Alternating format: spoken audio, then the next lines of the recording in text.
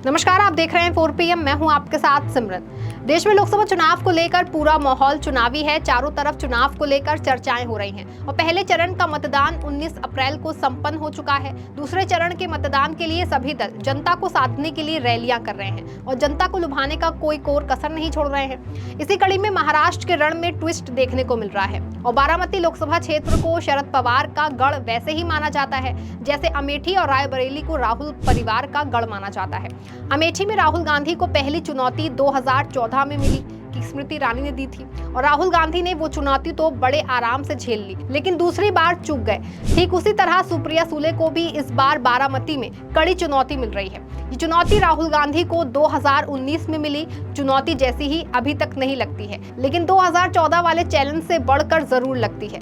बता दें कि सुप्रिया सुले के सामने राहुल गांधी की तरह कोई बीजेपी का नेता तो नहीं है, लेकिन जो विरोधी उम्मीदवार है उसके पीछे बीजेपी का ही हाथ है। बारामती में सुप्रिया सुले के खिलाफ उनके ही अजित पवार दादा की पत्नी सुनेत्रा पवार चुनाव मैदान में खड़ी हो गई हैं। लिहाजा महाराष्ट्र की बारामती लोकसभा सीट पर एक बार मुकाबला काफी दिलचस्प हो गया है।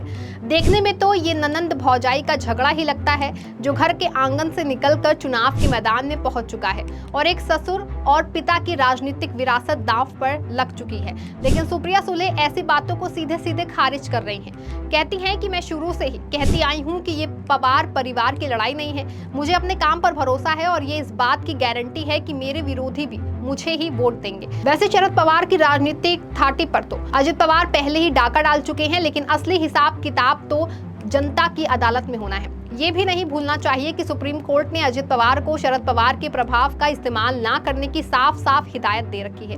देखा जाए तो अजित पवार के मन में भी वैसा ही गुस्सा भरा हुआ है जैसा समाजवादी पार्टी के नेता शिवपाल सिंह यादव और राष्ट्रीय लोक जनशक्ति पार्टी के नेता पशुपति कुमार पारस के मन में भरा होगा। पारिवारिक पार्टियों की ये एक आवश्यक बुराई भी है। अखिलेश यादव की ही तरह चिराग पासवान भी अपने पिता की विरासत पर पूरी तरह काबिज हो चुके हैं, लेकिन सुप्रिया सुले के लिए तो अभी अंगड़ाई लेने जैसा है। आगे तो और भी बड़ी लड़ाई बाकी है। बता दें कि बारामती लोकसभा सीट के लिए मौजूदा सांसद सुप्रिया सुले और सुनेत्रा पवार दोनों ने ही नामांकन दाखिल कर दिया है। सुप्रिया सुले महाराष्ट्र के दिग्गज नेता शरद पवार की बेटी हैं और सुनेत्रा पवार महाराष्ट्र की डिप्टी सीएम अजित पवार की पत्नी हैं, यानी शरद पवार की बहू हैं। वहीं ये लोकसभा चुनाव शरद पवार की राजनीतिक विरासत पर काबिज होने की लड़ाई है। अजित पवार की राजनीति भी शरद पवार के परिवार से होने के कारण ही चलती आई है। नई बात ये हुई है कि अजित पवार ने भी शरद पवार को वैसे ही झटका दिया है जैसे एकनाथ शिंदे ने उद्धव ठाकरे को। जैसे शिंदे सेना की तरफ अजित पवार भी एनसीपी पर काबिज हो गए हैं। चुनाव आयोग ने अजित पवार के पक्ष में फैसला सुनाया है, लेकिन शरद पवार की तरफ से सुप्रीम कोर्ट में चुनौती दी गई है। अजित पवार के साथ यथास्थिति तो बरकरार है, लेकिन सुप्रीम कोर्ट ने उनको साफ साफ बोला है कि वो कहीं भी शरद पवार की तस्वीर का इस्तेमाल नहीं करेंगे और चुनाव निशान का इस्तेमाल भी तभी कर पाएंगे जब तक अदालत फैसला नहीं सुना देती। और ये बात अखबारों में इश्तेहार देकर बतानी भी होगी। ये बात बतानी होगी कि चुनाव निशान अस्थायी तौर पर अजित पवार के पास है। आपको बता दें कि सुनेत्रा पवार ने नामांकन दाखिल कर दिया है, लेकिन एहतियातन अजित पवार ने एक डमी नामांकन भी दाखिल कराया है। महाराष्ट्र के पूर्व मंत्री और एकनाथ शिंदे वाली शिवसेना के नेता विजय शिवतारे ने भी बारामती से नामांकन दाखिल किया है। महायुति की तरफ से सुनेत्रा पवार के नामांकन के समय महाराष्ट्र के मुख्यमंत्री एकनाथ शिंदे और डिप्टी सीएम देवेंद्र फडणवीस के अलावा प्रफुल्ल पटेल और बीजेपी के संकट मोचक आरपीआई नेता रामदास अठावले भी पहुंच गए थे। वहीं महाविकास अघाड़ी के उम्मीदवार के रूप में नॉमिनेशन फाइल करने पहुंची सुप्रिया सुले के साथ शरद पवार के हिस्से वाली एनसीपी के नेता डॉक्टर अमोल कोल्हे और अजित पवार के भतीजे युगेंद्र पवार भी थे। युगेंद्र पवार अपने चाचा अजित पवार को छोड़कर शरद पवार खेमे के साथ खड़े हैं। वहीं ध्यान देने वाली बात यह है कि ना तो सुनेत्रा पवार के नामांकन के दौरान अजित पवार साथ गए थे, ना ही सुप्रिया सुले के नामांकन के समय उनके पिता शरद पवार पहुंचे थे। क्या ये दोनों नेताओं के एक दूसरे के सामने आने से बचने की कोशिश थी, या दोनों अपने परिवार के सदस्यों को सामने विरोधी खेमे में खड़े देखने से परहेज कर रहे थे? वहीं ननंद भौजाई की इस लड़ाई को लेकर महाराष्ट्र के डिप्टी सीएम देवेंद्र फडणवीस ने एक ऐसी बात कही है जो कि बारामती पर शरद पवार के साए और प्रभाव से बचने की कोशिश लगती है। देवेंद्र फडणवीस का कहना है कि बारामती की लड़ाई सुनेत्रा पवार और सुप्रिया सुले के बीच नहीं है, ये लड़ाई प्रधानमंत्री नरेंद्र मोदी और कांग्रेस नेता राहुल गांधी के बीच की है।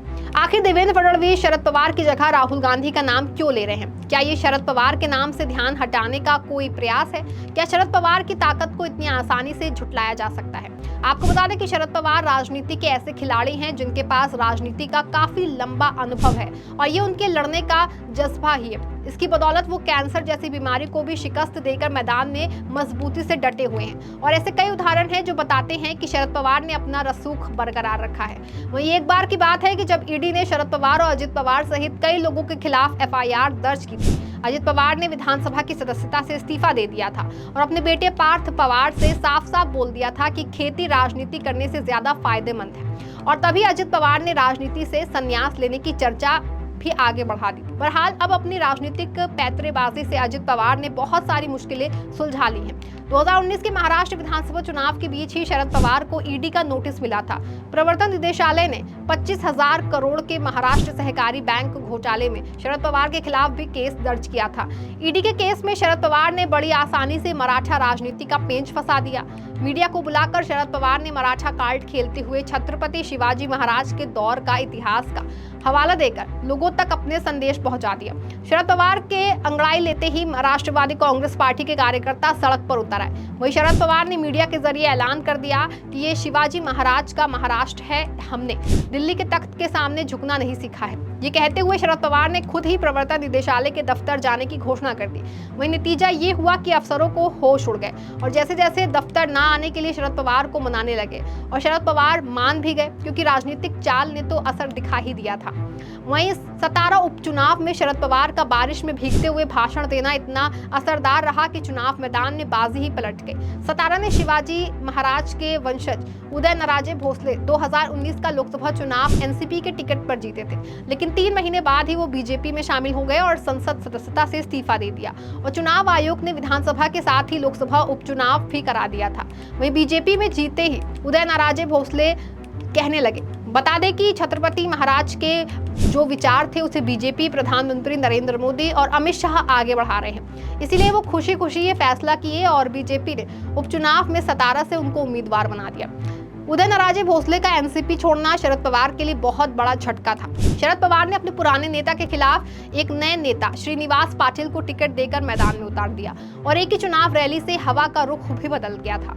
बता दें कि जब श्रीनिवास पाटिल के लिए वोट मांगने गए शरद पवार सतारा पहुंचे तो खूब तेज बारिश होने लगी, लेकिन इस उम्र में भी शरद पवार ने हिम्मत नहीं हारी और मूसलाधार बारिश में मंच पर चढ़कर रैली को संबोधित करने लगे। वहीं बादलों की गरज और तेजधार बारिश के बीच शरद पवार ने मौके पर भरपूर फायदा उठाया। ये एनसीपी के लिए वरुण राजा का आशीर्वाद है।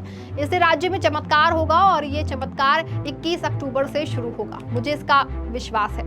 शरद पवार के बारिश में भीग करके चुनाव प्रचार करने की तस्वीर और वीडियो सोशल मीडिया पर वायरल हो गया और श्रीनिवास पाटिल जीत गए। करीब करीब वैसे ही लड़ाई अब बारामती की मैदान में चल रही है और सुप्रिया सुले को अपने पिता से वैसे ही करिश्मे की उम्मीद होगी। एक बेटी के लिए उसका पिता हमेशा ही हीरो होता है।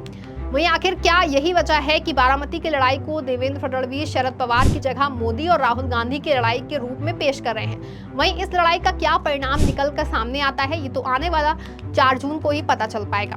फिलहाल की खबर में बस इतना ही। ऐसी तमाम राजनीतिक खबरों के लिए बने रहें और देखते रहें 4 PM। धन्यवाद।